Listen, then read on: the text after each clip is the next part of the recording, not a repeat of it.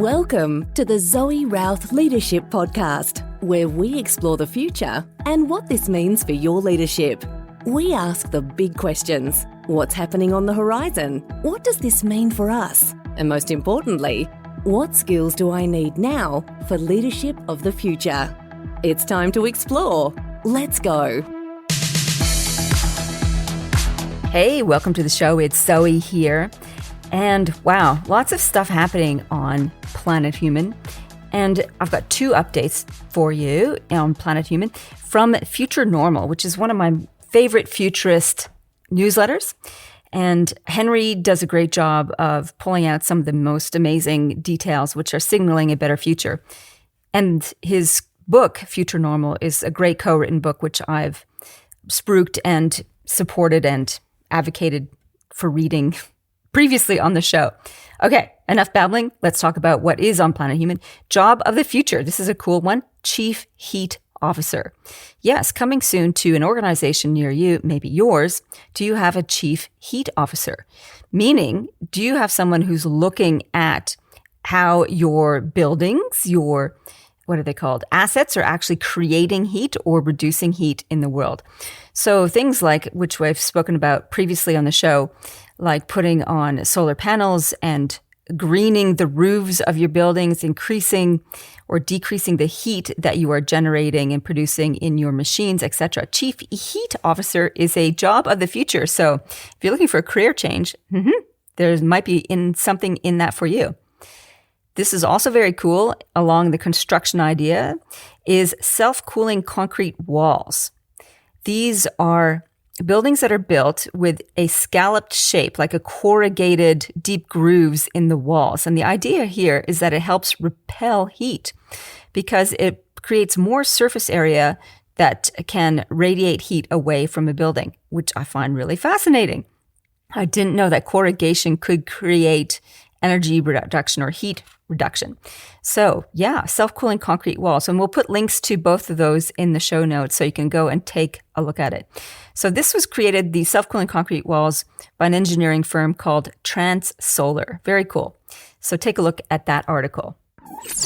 On Planet Zoe, as you get this, I am back out in Western Australia in Margaret River doing another outdoor experiential program. So cool doing these programs with Singapore Police. Yeah, and back with my mates at Outback Initiatives to deliver that over in the beautiful Margaret River.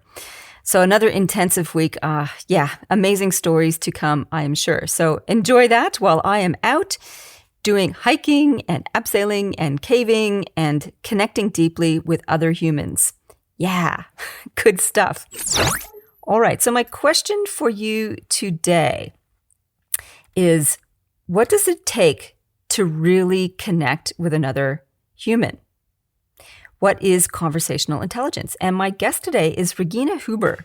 She is a remarkable woman. And as we were discussing her experiences, she's worked and lived in many different countries, which changes our perception of self and the world. She's lived and worked in Argentina, Brazil, US, and Africa. And she brings this richness of understanding of the human experience to her work of helping people connect more deeply with one another.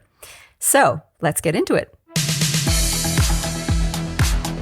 All the way from Miami Beach, our nomadic expert today is Regina Huber. Hello, Welcome. Zoe. Thank you so very much for having me on all the way across the ocean, the big lake, as we sometimes call it. Yeah, it's a very big lake indeed.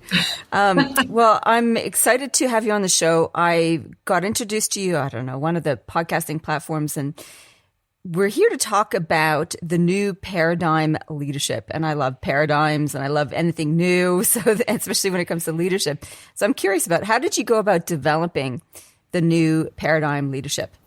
Yeah, so it's an interesting path that I have gone through to get to this point and come up with these new paradigms. I have a very eclectic background on several different continents, and this, I think, has just allowed me to gain insights into very different types of leaderships and styles of leadership.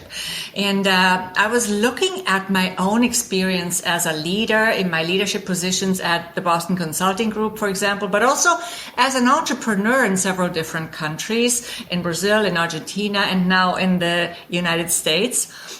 And I have had quite a lot of contact with African leaders over the past few years. And so I was taking that on the one hand, and then I was looking at my clients' experiences, both their experience and frustrations and needs as team leaders, and their experience as someone who works with other leaders. And I put all of that together into this hopefully meaningful framework. And I also wanted it to be different to what's already out there.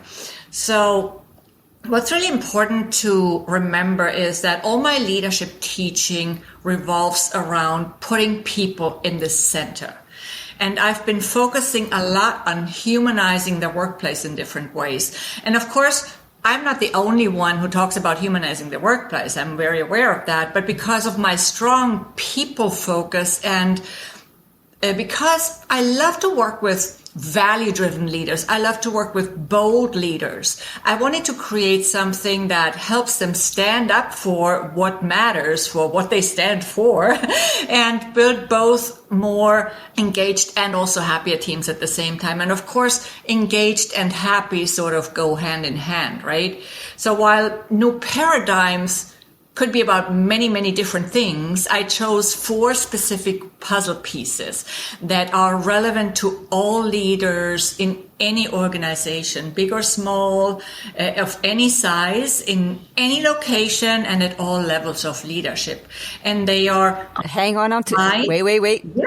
Just pause. Do you want to give away the whole juiciness of the podcast just yet, because I've got niggling questions, and then we're going to unpack your model and the 4 factors in the new paradigm.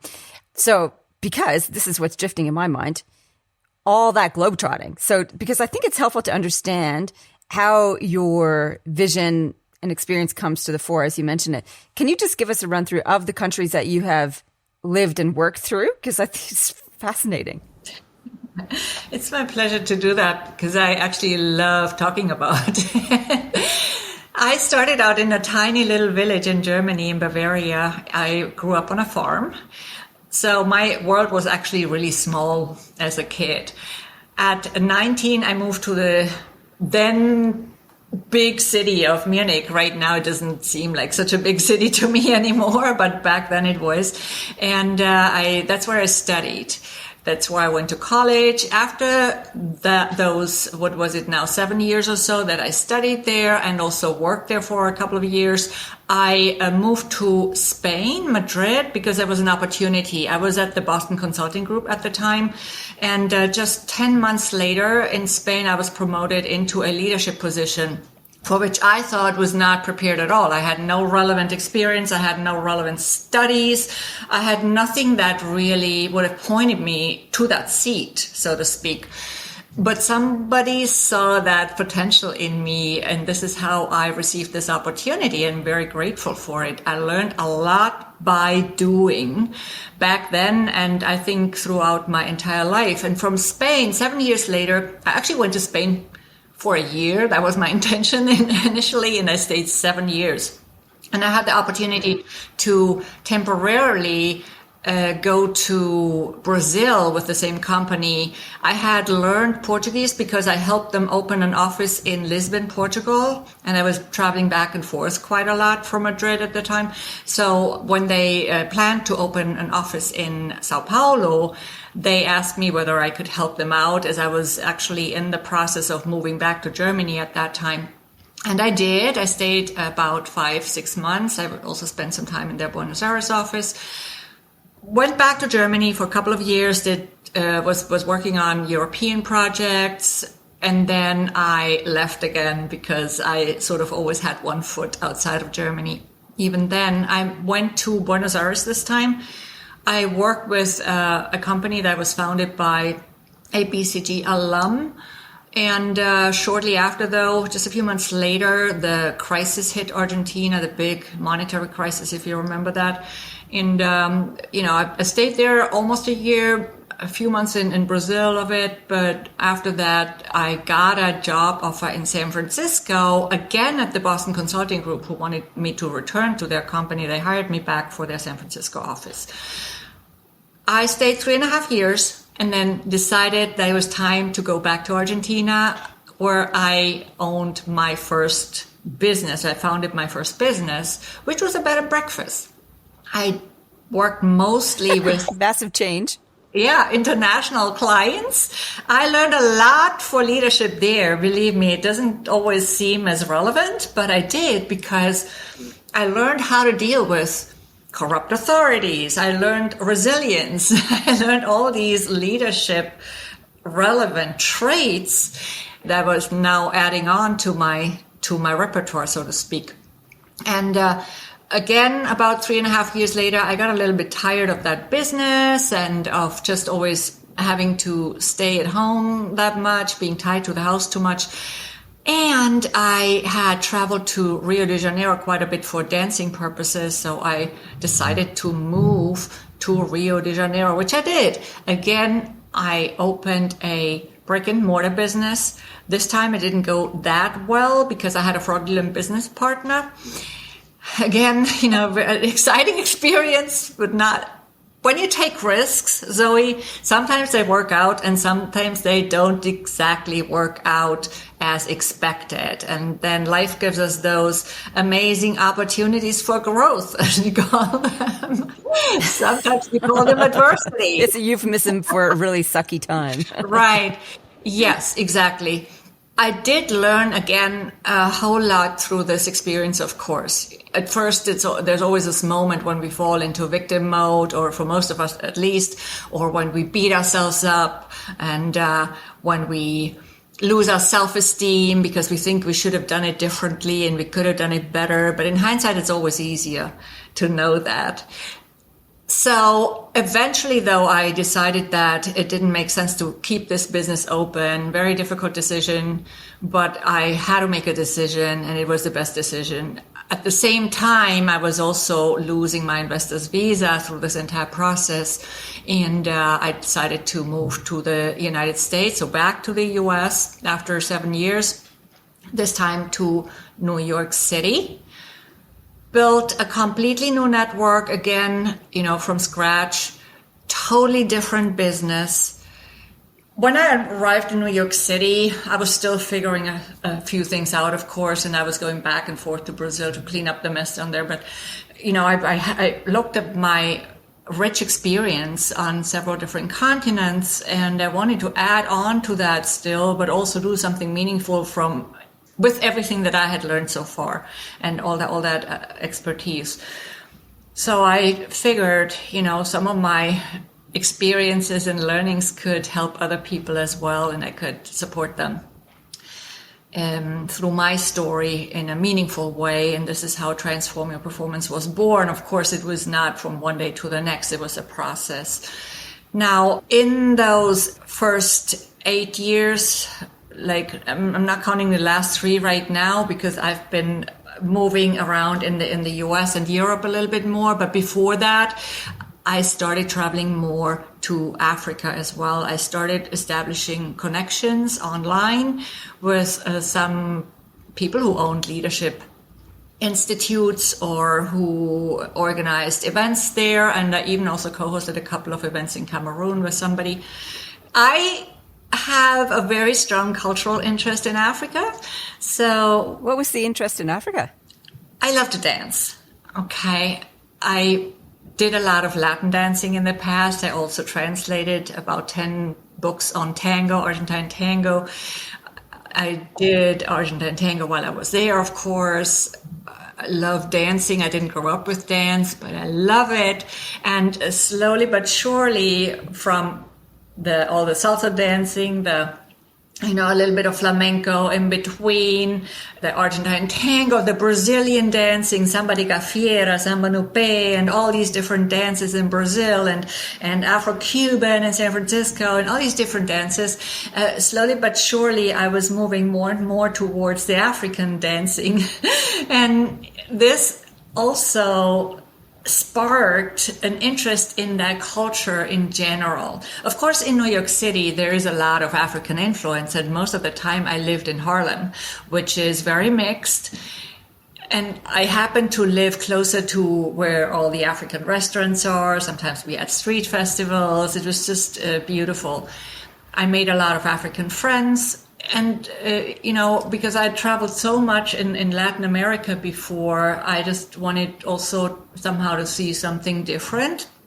I had also taught a really cool workshop for women leaders in Qatar at some point, which was great as well. A few years ago, my heart was always very much in Africa, and it still is. So I think that's the reason, So did you end up living in Africa or just visiting? I didn't, but I have spent about 6 months total there by now. And it would have been more if 2020, not everything had been canceled, because I had a lot of projects lined up for that year in Africa, both long-term collaborations, and event speaking and training. Some of them are being revived right now a little bit, so I'm hoping that some can still happen, but they definitely wanted to do everything in person and not online. So what happened in 2020, so it was just all canceled. I had just come back literally from 2 months in Uganda and Rwanda at the beginning of February.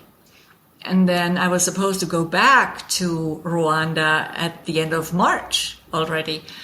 And it was all canceled. Even, my first speaking engagement that was canceled, that was actually supposed to happen in New York City. It was on March 9th.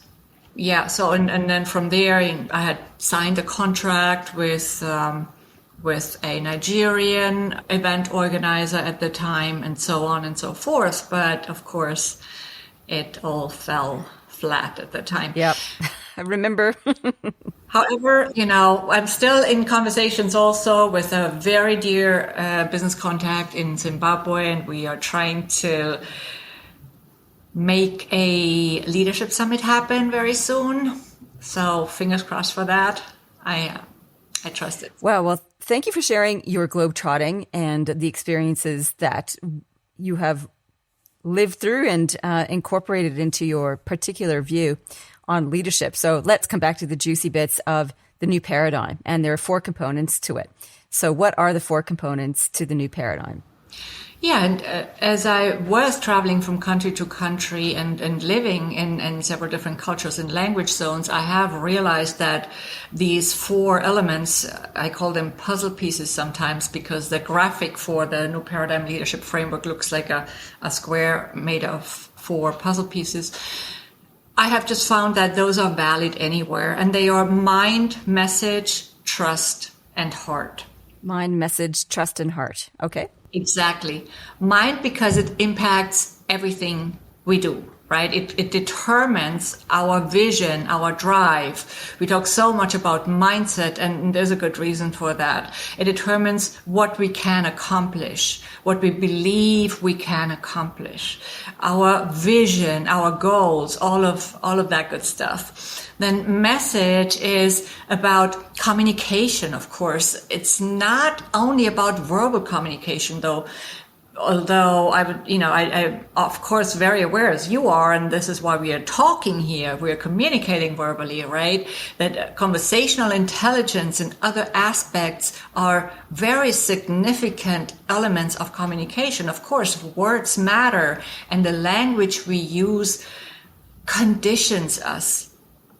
I have made so many interesting observations about that as I was learning other languages and speaking other languages and communicating in them, right? But having said that, whether we speak or not, messages are always transmitted through our presence, through our body language, our actions, our behavior, our attitude, our energy, and the quality of our energy. So how we show up.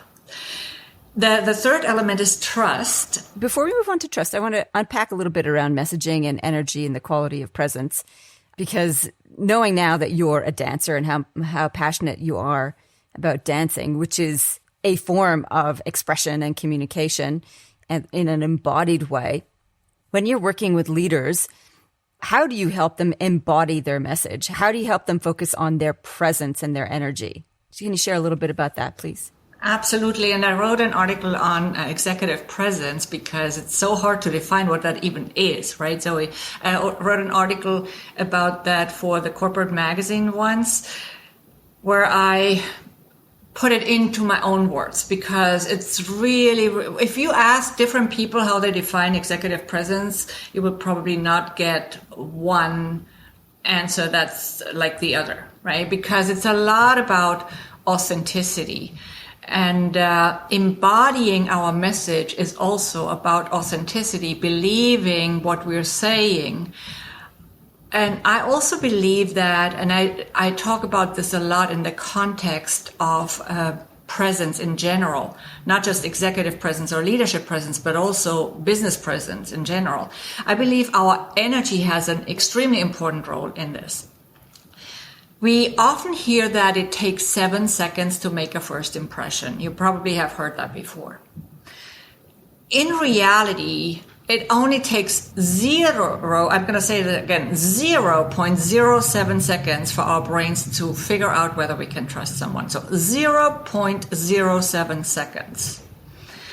That's because our energy is part of our survival mechanism. So it has to happen this fast, right? Our energy speaks faster and louder than our words. We constantly communicate on an energetic level, whether we are aware of it or not. And energy has a very significant role also in trust building. And what's more important for a leader than to build trust? Right? So it plays into our business presence, into our leadership presence. And when we know how to optimize our energy with some simple tools sometimes, that can help us enhance our perceived presence and also raise our confidence at the same time when we have a need. So it's not so much about the quantity. I'm interested in the tools because I know my audience will be listening going, all right, give me an example how I can optimize my energy. Yeah, so one very simple way is, of course, to do an exercise where we just really focus on being fully present in our body and in our energy, because, of course, the two are inseparably connected. They play together, right? They're not separate. So just by being present in your body and focusing on your body and on the grounding of it, that can already help. Now, having said this, there is an exercise that I really, really love for myself, and I call it, it's also in my book, Speak Up, Stand Out and Shine. I call it tap into your inner power. This way we can tap into our inner power energy. And for most people, it's easiest to find that in the center of the body, which would be our solar plexus area, right? So when we close our eyes and we focus on this area and breathe into this area, maybe place a hand on it. Because as you know, where our focus goes, our energy flows. Right? Or what we focus on expands. It's another way of saying it. So as you focus on your power energy in that area, you breathe into it and you imagine, you visualize expanding this energy out into your entire body, all the way down to your feet on the floor and all the way up to the top of your head and into your fingertips. And now you imagine that it's even flowing out of your body all the way up, and you surround yourself in this beautiful inner power energy bubble, as if it was a big bubble around you, that can often do wonders. That changes. Yeah, I feel good now. Just been doing it alongside. Yeah, it doesn't just automatically change our posture, right? Because we sit more upright when we imagine that. Yeah. As you were talking, you were getting straighter and taller. I'm like, oh, I'm feeling straighter and taller too. Exactly. And this alone can do a lot. It's helped my clients, for example, to just feel more confident when presenting, for example, in a meeting, right? Or when sometimes people are a bit shy about speaking up in meetings, and it gives them that additional presence. So it's easier to be heard and seen in a meeting. And nowadays that we have so many Zoom meetings, this is becoming even more important. Okay. Thank you for allowing me to pull that out of the hat.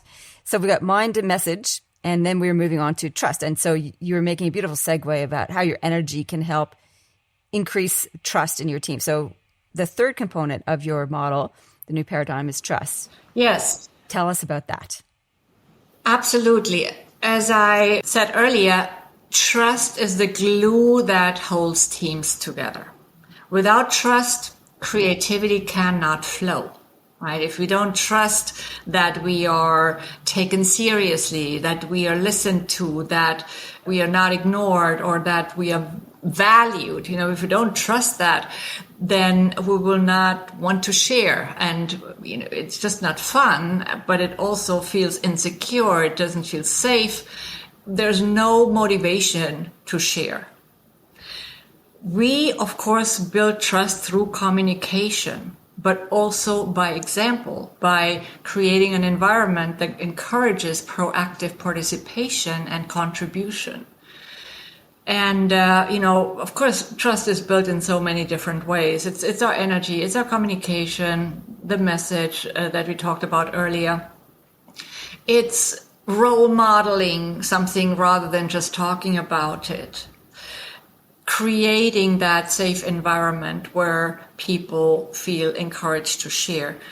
And we could go on and on about trust, but I also quickly wanted to throw in conversational intelligence, because this is a methodology that I studied specifically also with the intention to build trust more easily.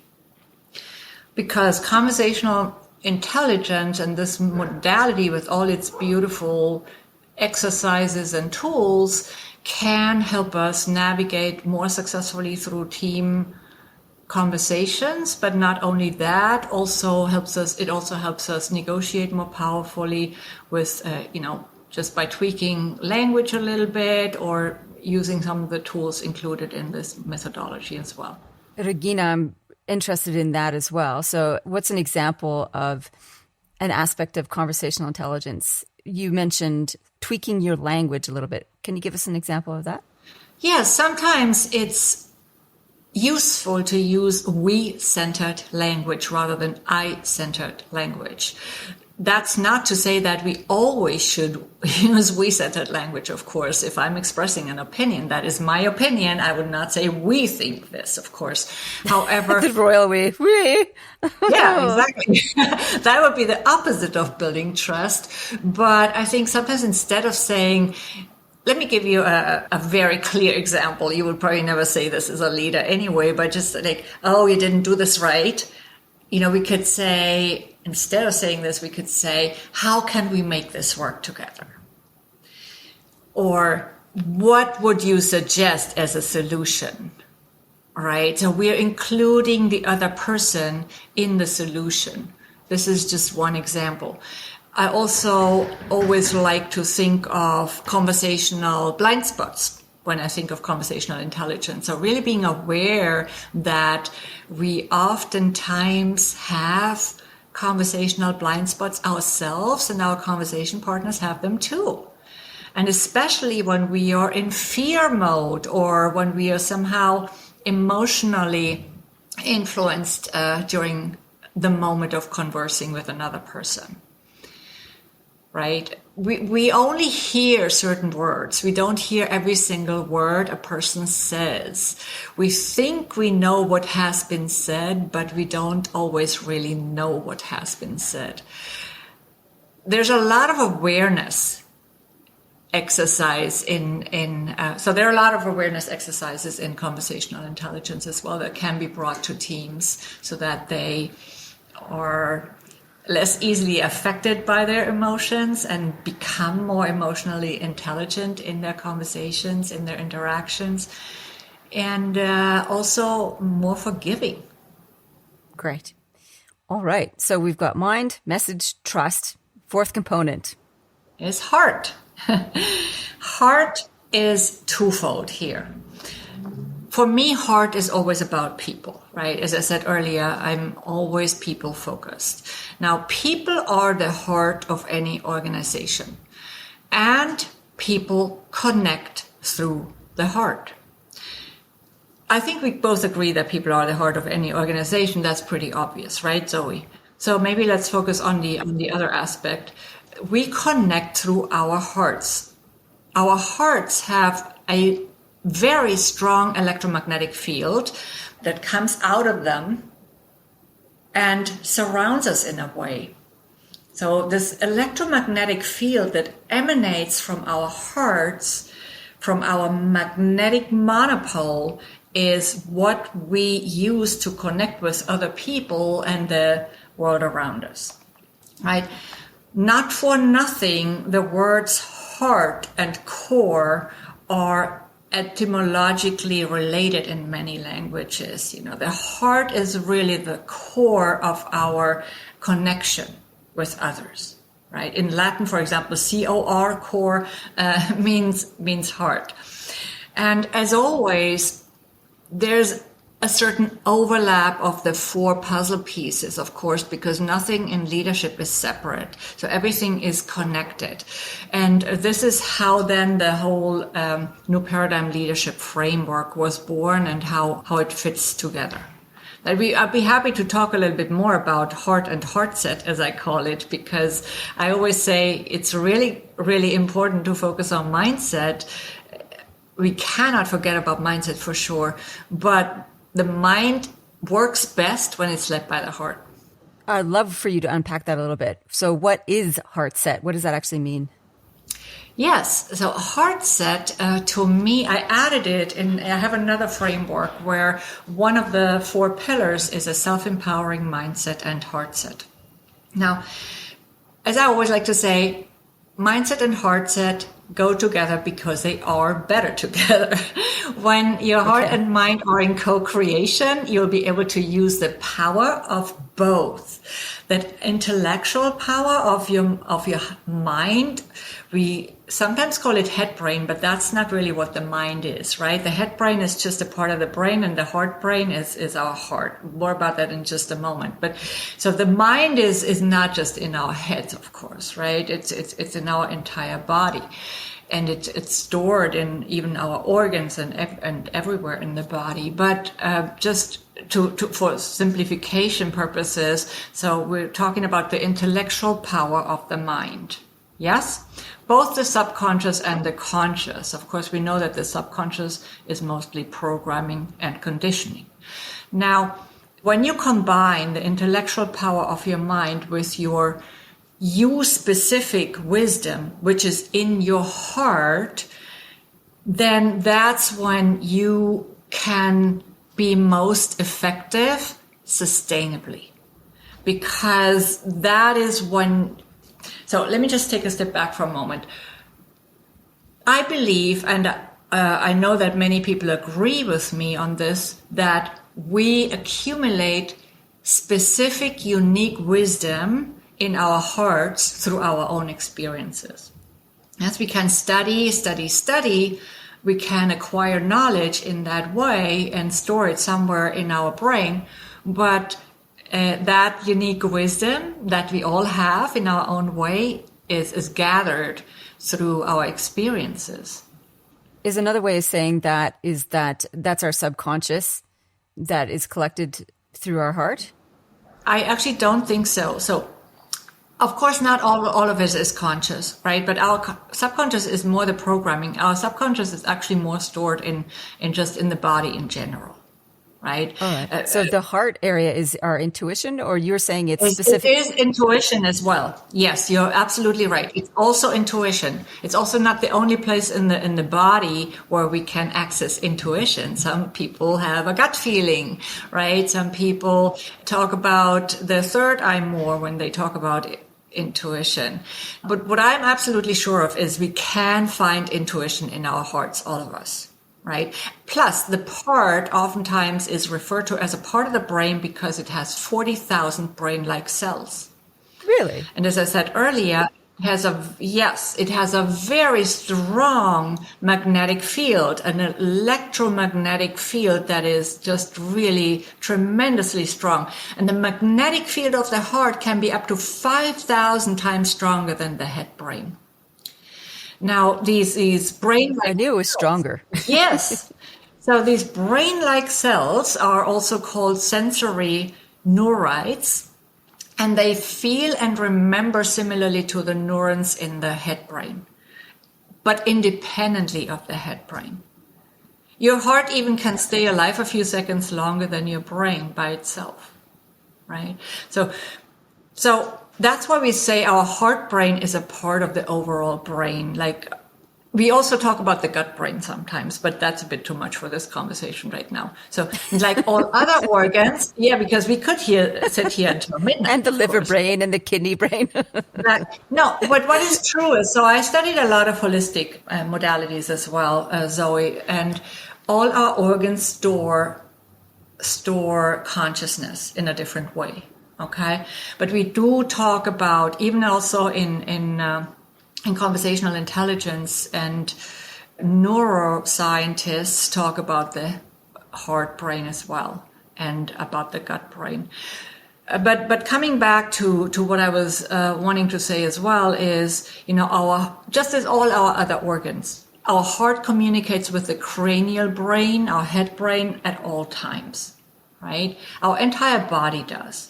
But we could say that our heart brain and our cranial brain have sort of a special connection, because scientists have found that they communicate in at least 4 ways: neurologically, biochemically, biophysically, and energetically. And there's an institute, it's called the Heart Math Institute, that has done a ton of research on the heart. And I don't know that they call it heart set. That's what I call it, but also on heart and brain coherence and the benefits of it and all these things, right? Another aspect of the heart that I think is worth mentioning is that we find courage in our hearts. We find intuition and we find courage. So courage is in our heart. Fear is in the mind. Regina, I'd like to clarify one thing.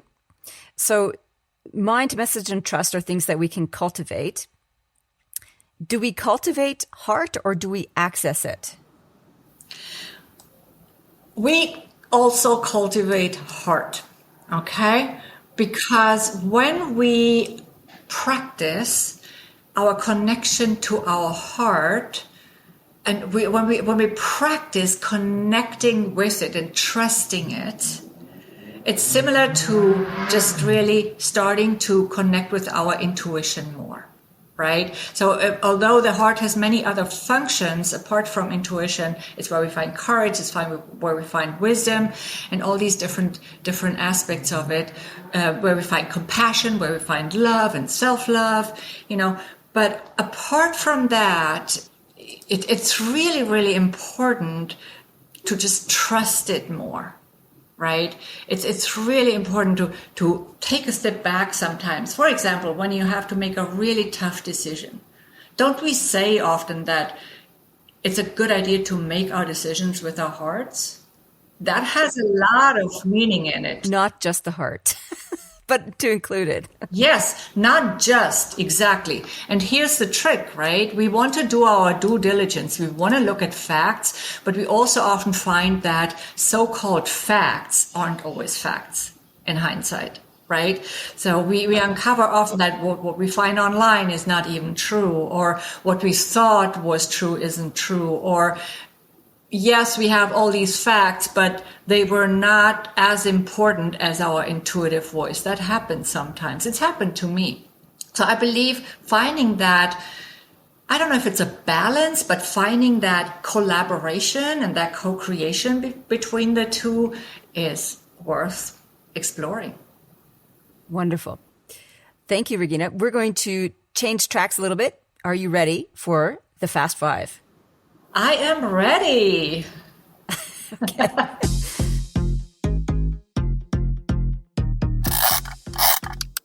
What is the future technology you most want right now? I want technology that's free of any harmful radiation right now. That's what I want the most. Yeah, that's a good one. What's the best tip you ever got for leadership?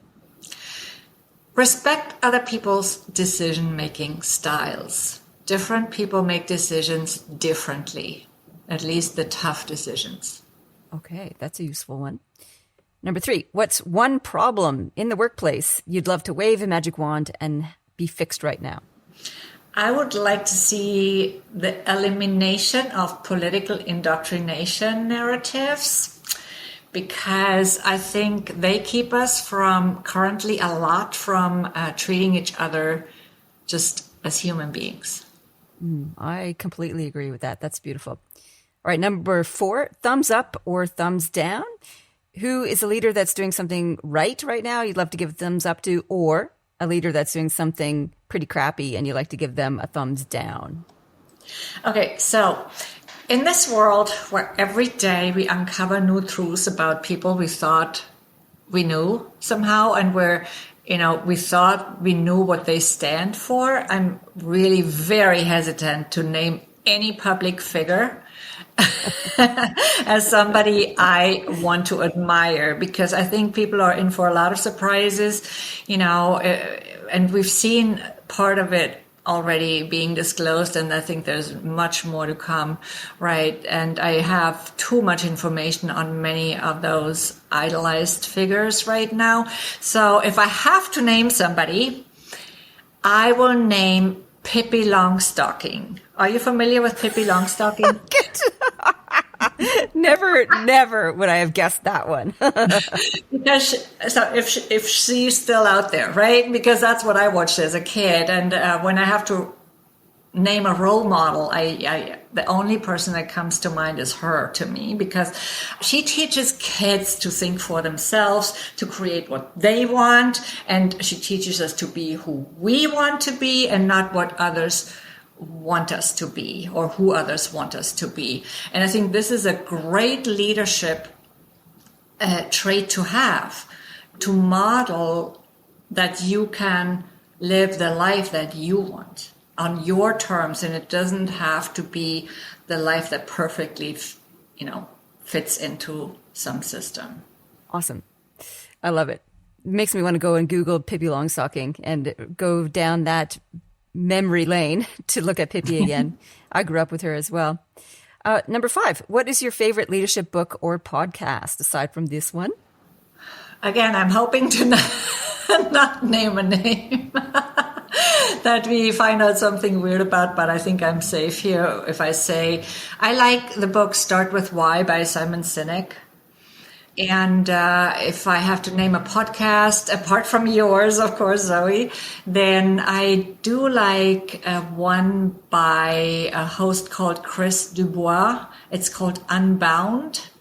And I just recently recorded an episode with him as well. But I like it because he brings a great variety of leadership-related topics and experts. And I know you were asking for a leadership-focused podcast, so I have some other podcasts that I love too, but I think this one falls in that category. Okay, we'll definitely check that out. Chris Dubois and Unbound. Thank you so much. That was the Fast 5.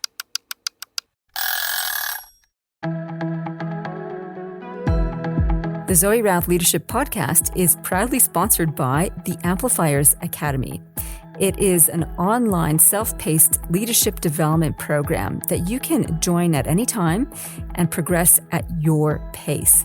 There are very short video lessons, great checklists and resources and recommendations and book summaries, all there to help boost your leadership thinking and abilities.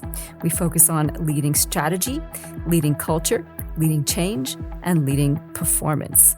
So if you want a go-to resource that can help boost your strategic abilities immediately, check us out, Amplifiers Academy, on the zoerouth.com website. See you there.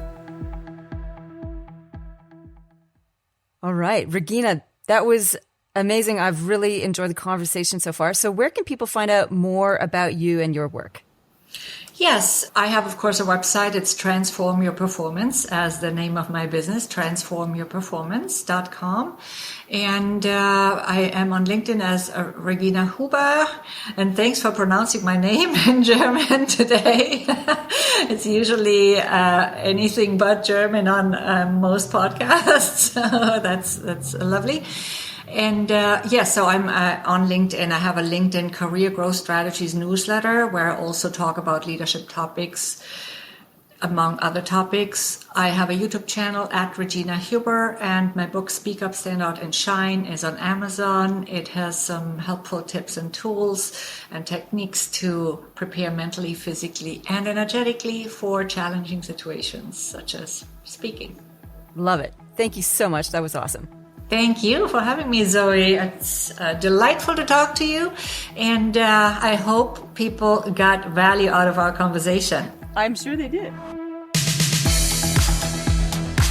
That was a really enjoyable episode. I love talking about energy in the body and presence and how we show up as leaders. And Regina has a beautiful presence to her. Speaking of presence, it was really great to see her on the video and just watch how she, as the conversation expanded, she expanded and her presence expanded. So just absolutely wonderful. So the takeaway for me is to practice the energetic presence, breathing, and the visualization component, which has always been an important practice of mine whenever I'm performing, whether it's doing a keynote on stage or doing a presentation as I'm doing this afternoon online, is to bring that heart energy, that whole physicality to the table. The tip of the week is from my first book, Posture, How Centered Leaders Make the Biggest Impact. And as Regina was talking about, it reminded me of a whole section in my book around emotional Aikido. And it's from chapter 4, Connection, which is called Taming the Dragon with Grace Under Fire. And there's a number of different strategies I've got in the book for mastering emotions, mastering the sway of this energy in your body. And one of them I love is called the pendulum practice. And the idea here is to really pay attention to what's going on in your body. And if you imagine the pendulum, at the top of the pendulum, it basically stays very still. And then the swinging part is what goes backwards and forwards and around, and it's quite volatile. And that's what emotions are. They kind of swing backwards and forwards, always in motion. What we want to do is to take our awareness, our energy focus, and put it not at the end of the pendulum where it's swinging all around, where our emotions are, but at the tip or top of the pendulum as an observer. So the practice here in managing the energy in our body, managing the emotions, is pendulum, is to imagine that we're at the top of the pendulum, observing the swing of emotions, not trying to stop them, because they are crafted from our subconscious, from our receptacle of all of our experiences. And so we will have emotional, energetic responses to situations that are not conscious immediately. So whenever you run into a situation, your heart starts to pound and you breathe more quickly and you feel nervous, that's the subconscious coming to mind. It's not helpful if you're going into a presentation, say. So you can do some breathing and imagine yourself at the top of the pendulum and observing like, oh yes, there's that interesting emotional, energetic response. It happened to me just last week, actually. I was doing a short presentation to the staff at Outward Bound, of all places, my old stomping ground, where I've had 9 years of love and experience and grew up there in some ways, a very substantial part of my experience. I loved being there and I loved having the opportunity to talk to the younger staff there. And automatically standing up in front of the room, my little heart went, I'm like, isn't that interesting? Playing the pendulum going, wow, okay, that's interesting. I'm having a nervous response to this situation. Just breathe through it and then anchored myself back into the room. So that is the pendulum practice. It's to help us experience our emotions through observation as opposed to being at their mercy, being swung around at the end of the pendulum. So that is my tip of the week from Composure. Up next on the show, we have Bernard Desmet, and we are talking about his latest book, Team Better Together. And it is a lovely piece of work. He has done an extraordinary job of laying out some key premises in team leadership and how they all fit together. And we have a wonderful conversation with that.